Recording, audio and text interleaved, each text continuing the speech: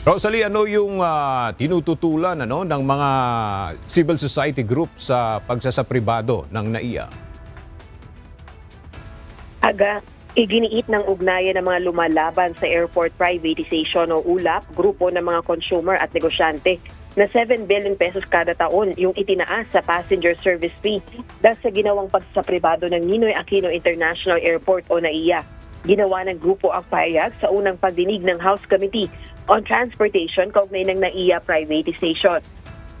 Nais ng grupo na pawalang bisa ang pinasok na kasunduan ng pamahalaan sa pribadong korporasyon at pangunahan ng gobyerno ang rehabilitasyon at operasyon ng paliparan.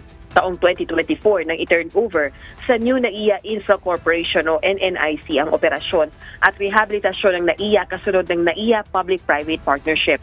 Paliwanag naman ni Transportation Undersecretary Timothy Batan na may impormasyon sa paghahanda ng proposal para sa proyekto noon. Tumaas yung passenger capacity ng NAIA simula pa taong 2008 kaya kailangang i-adjust yung kapasidad ng paliparan. Kaya din anya na nanalo sa bidding ng proyekto ang NNIC dahil ito ay may pinakamataas na bid. Automatic rin silang nagbayad ng 30 billion pesos sa gobyerno at kailangan mag-remit ng 2 billion pesos kada taon. Gate naman ng NNIC, namumuhunan sila sa mga teknolohiya para matulungan yung mga ahensya ng pamahalaang mapaganda ang serbisyo sa paliparan. Ang makabayang lawmakers ang naghain ng resolusyon para investigahan ng Kamara ang pagsapribado ng NAIA. Sa gitna rin ito ng inihaing petisyon sa Korte Suprema ng mga grupo para questionin ang kasunduan. Balik sa iyo, Aga. Maraming salamat, Rosalie Coz.